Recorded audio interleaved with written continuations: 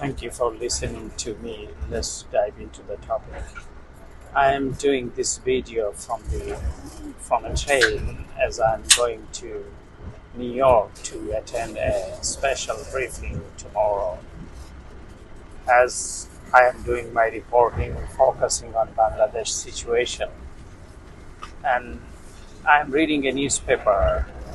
It's a prestigious newspaper you all know. It's New York Times. And can you see the images? And the caption is a crisis born in vengeance. And it say long-time leaders' crackdown may prove to be self-defeating. So, and it's an analytical report.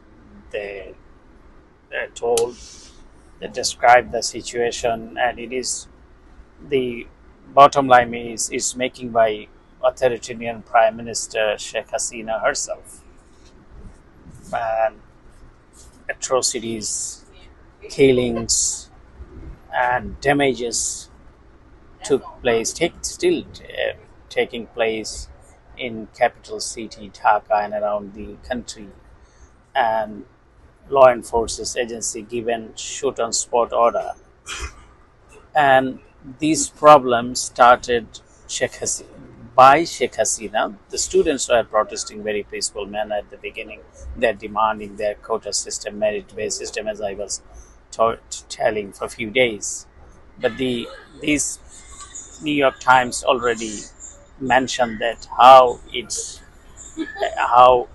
turned into a anarchy, and it's created by the ruling government. And as I said, it's only the demand of the merit-based quota systems. A lot of things now is incorporated, and students are they will not stop. As I heard, and New York Times also quoted Nahid Islam's statement that has and his speech that they will continue because already death toll crossed 300, but real death toll nobody knows the total number. So, and still the last night I heard that more than 60,000 have been arrested from the security forces from the Dhaka, and they are trying to control this peaceful protest with atrocities, with the was forcefully. And as I asked today, the UN press briefing, UN spokesperson told that we have seen the atrocities, the killings, he said, and how the government is reacting the peaceful protest. So, and in the protest they used UN marked vehicle and the UN marked equipment to crowd control to carry it out shoot on spot. So he urged to stop this immediately, and today also he said that they conveyed to authority Dhaka and New York that they are noticing, they are closely observing, and they are expressing concern how they are. I asked that about those who are involved in that type of killing, how they can serve in the UN peacekeeping mission. So he responded that, and you will see the video what I asked and what he responded. And one of the now government is trying to pick some people, some supporters to work for them, to support for them. And one of them, he asked, basically he tried to read out the government statement, and spokesperson responded, and I asked the State Department as well. So let's see the UN one first. Thank you. Okay. Mushfiq. Thank you, Steph. Can you hear me? Yes, sir. As you know, security forces, including the army, have been given a shot on sight order by the ruling prime minister, resulting in the killing of students. Mushfiq, I cannot. Can you hear me? I cannot hear you. If you could just, like I told your colleague, I just really want to have a question mark. So what is the question? So will the security forces, those who got shot on site order, will this have implications for Bangladesh's role as the second largest country for peacekeeping? Look, what I can tell you is that, of course, as I've just said, we're very concerned about the recent incidents in Bangladesh, including the use of live ammunition by security forces. Those concerns have been shared both through public statements from this podium and directly with Bangladeshi authorities, both in Dhaka and here in New York.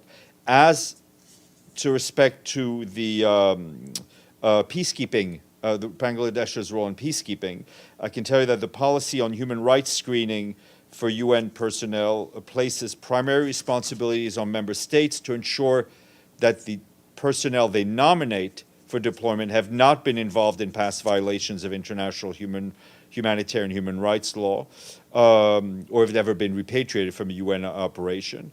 We obviously remain engaged with the national authorities on this issue, and we want to ensure that all measures are being taken to comply with the requirements of our human rights policy.